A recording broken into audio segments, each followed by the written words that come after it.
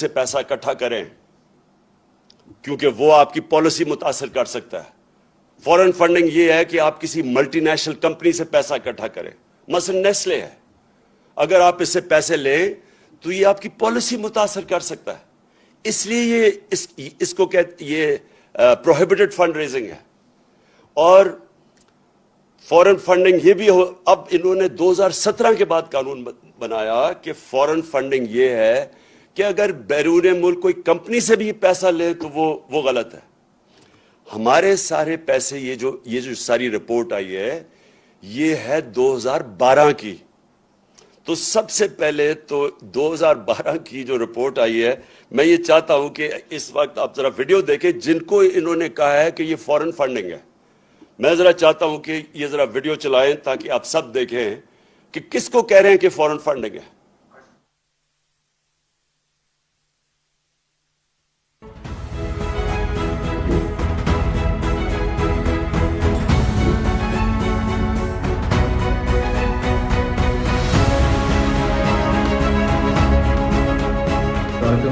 میرا نام مراد انصاری ہے اور میرا نام الیکشن کمیشن آف پاکستان کی لسٹ میں آیا ہے ایز اے نان سٹیزن جس نے P T I election campaign کو فنڈز بھیجی ہیں. تو میں جس کلیئرفائی کرنا چاہ رہا تھا کہ میں نیشنل ہوں اور میرے پاس ڈبل نیشنلٹی ہے, پاکستان کی اور کینیڈا کی.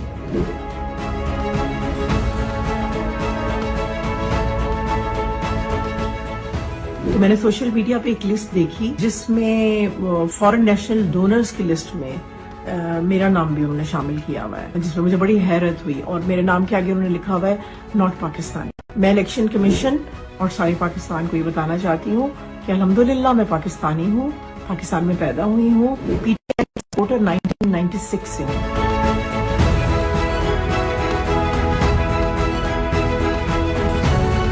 میاں اختر جاوید میرا نام ہے. 2013 میں پی ٹی آئی کا یہاں پی پی 89 پیر محل سے ٹکٹ ہولڈر تھا. میری کمپنی زین کاٹن پرائیویٹ لمیٹڈ 1992 میں رجسٹرڈ ہوئی تھی فیصل آباد میں, جس کی رجسٹریشن اور ڈاکومنٹ سارے میں نے دکھائے ہیں. میں نے پارٹی کو 10,000 روپے چندہ دیا تھا, جو کہ انہوں نے ابھی میرے دوست نے بتایا کہ آپ کا نام فارن فنڈنگ میں آ گیا ہے.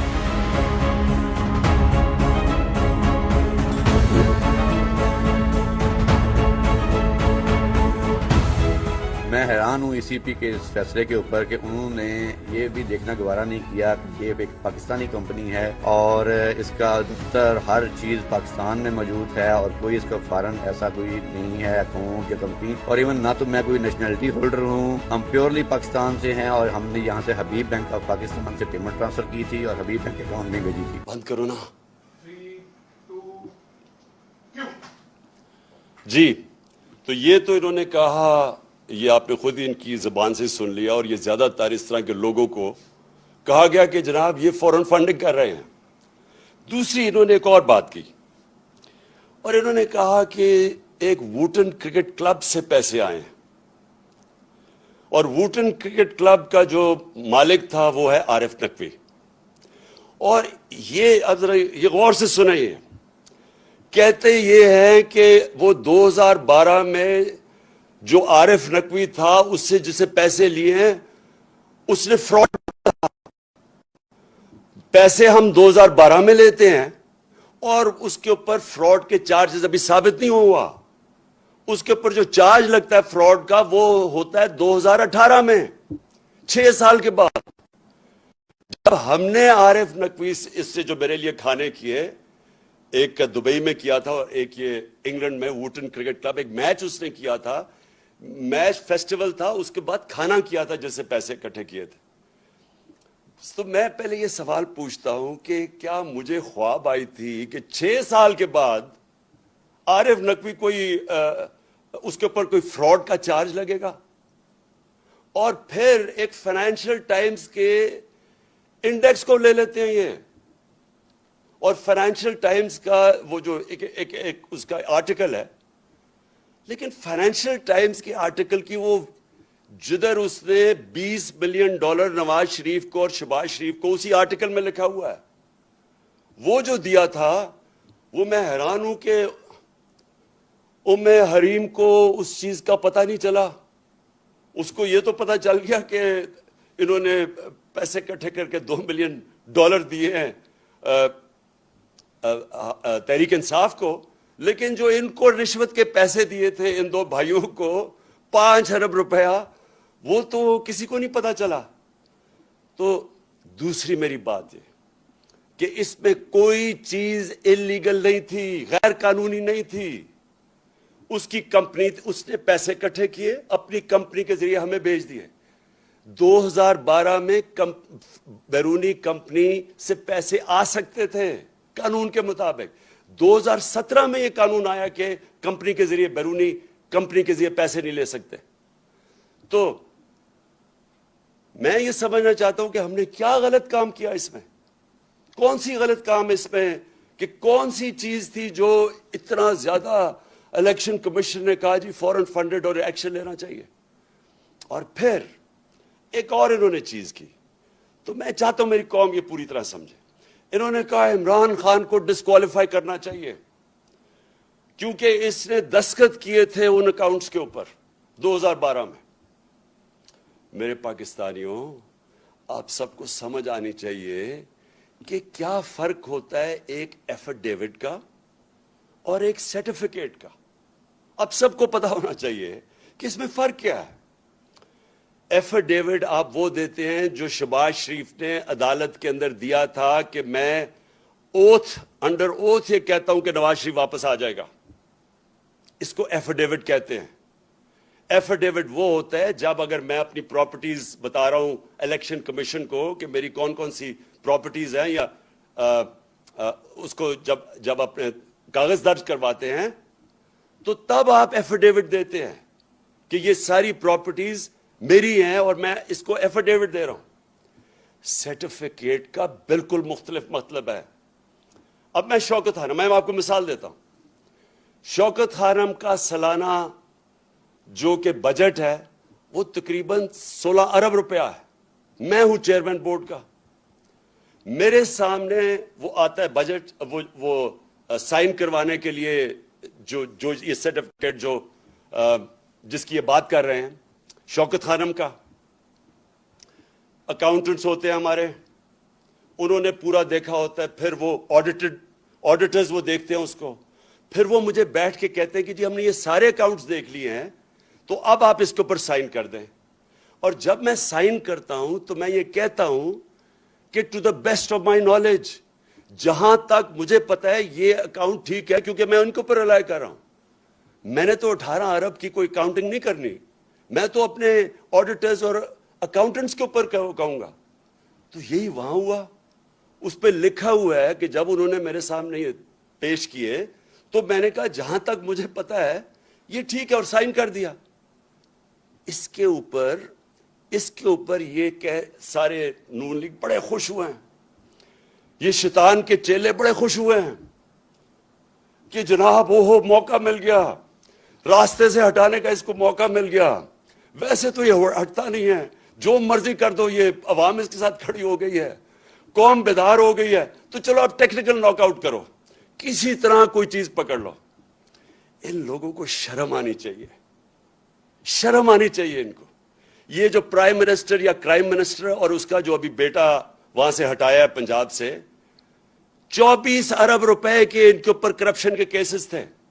یہی الیکشن کمیشن تھی, انڈر ٹرائل تھے دونوں. اس الیکشن کمیشن کو شرم نہیں آئی کہ 2 انڈر ٹرائل 24 ارب روپے کے کیسز, اور اس الیکشن کمیشن نے اجازت دی اس کو الیکشن لڑنے کی. کون سے دنیا کے ملک میں اس طرح کے چوروں کو الیکشن لڑنے کی اجازت ملتی ہے؟ کدھر تھا یہ الیکشن کمیشن تب؟ ایک ایک چیز ڈھونڈ کے آپ بتا رہے ہیں جی وہ کسی نے کوئی $100 دیا, فوراً فنڈنگ ہو گئی. یہ نہیں آپ کو نظر آیا کہ ملک کے ڈاکوؤں کو آپ نے الیکشن لڑنے کی اجازت دے دی ہے, اور آپ نے باقیوں کے دیکھے 60% کیبنٹ ضمانت پہ ہے. کون سے ملک کے اندر ضمانت پہ لوگوں کو الیکشن لڑنے کی اجازت دی جاتی ہے؟ کدھر تھی الیکشن کمیشن تب؟ اور ان کے ساتھ مل کے مجھے افسوس ہوتا ہے کہ یہ ہمارا 22 کروڑ کا پاکستان ہے, عظیم خواب پاکستان, اس کے یہ لوگ بیٹھے ہوئے فیصلے کرنے والے, اور ان کے پیچھے بھی وہ لوگ جو ہیں ذاتی انا کے لیے اور اپنے مفادات کے لیے وہ یہ ملک کو تباہی کی طرف دھکیل رہے ہیں.